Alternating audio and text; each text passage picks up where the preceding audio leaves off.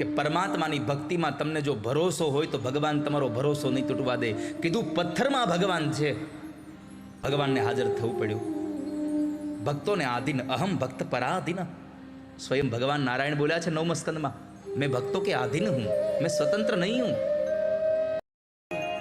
જળ પીવા ગયો, હાથની સાથે હતી, પણ જળ પીવામાં એટલો મદોન્મત્ત બની ગયો, ભૂલી ગયો કે આ જળમાં એક મગર રહે, જો એ મારો પગ પકડી લે તો બહાર નહીં નીકળી શકું. આ 4 પગવાળા હાથીની કથા નથી, આ 2 પગવાળા આપણા બધાની કથા છે. આ સંસાર એ સરોવર છે, આ જીવાત્મા એ હાથી છે, ગજેન્દ્ર છે, અને મૃત્યુ એ મગર છે. આ સંસારમાં આપણે એટલા બધા ડૂબી જઈએ છીએ, ભૂલી જઈએ છીએ કે મરી જવાના છીએ. અને એ હાથી પોતાની હાથની સાથે જળ કીડા કરવા લાગ્યો, એમાં બરાબર મગરે પગ પકડ્યો. જ્યારે મૃત્યુ પગ પકડે ને, લોકો મૂકી દે છે આપણને. આપણે બીમાર થઈ જઈએ અને ડૉક્ટરો એમ કહે કે હવે આમાં કાંઈ અમારાથી થાય એવું છે નહીં, એટલે આપણે ઘરે લઈ આવીએ. અને પછી કોઈ લોકો ખબર અંતર પૂછવા આવે તો પરિવારના લોકો શું જવાબ આપે?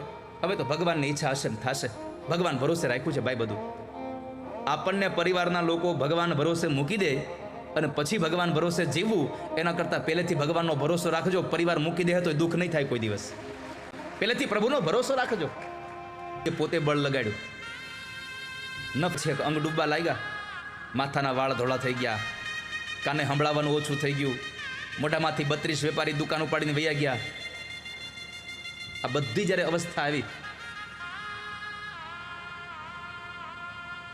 એક પછી એક અંગ ડૂબી ગયા. નાક કાન ડૂબન લગે, કૃષ્ણ કો પુકારે.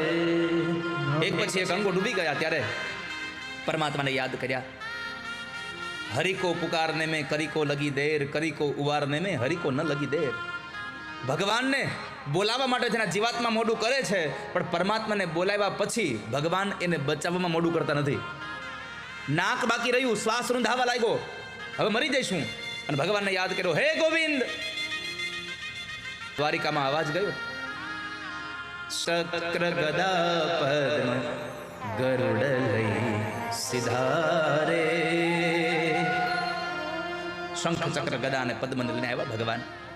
આવતાની સાથે સૌથી પહેલા એમણે ઝુંડનું મસ્તક કાપ્યું, પછી હાથીનો ઉદ્ધાર કર્યો. ભગવાન નામનો ગંધર્વ પ્રગટ થયો, હાથીના શરીરમાંથી એ ભગવાને એને સ્પર્શ કર્યો. એનો તો ઉદ્ધાર કરી જ દઉં, પણ મારી સેવા કરનારો માણસ જો એની કોઈ સેવા કરે, આ સંતો ભગવાનની સેવા કરે છે, પણ આ સંતોની સેવા જેટલા લોકો કરે છે એનો ઉદ્ધાર પહેલા થઈ જાય છે. અમારો બધાનો વારો પછી આવે છે, તમારો પહેલા આવી જાય છે.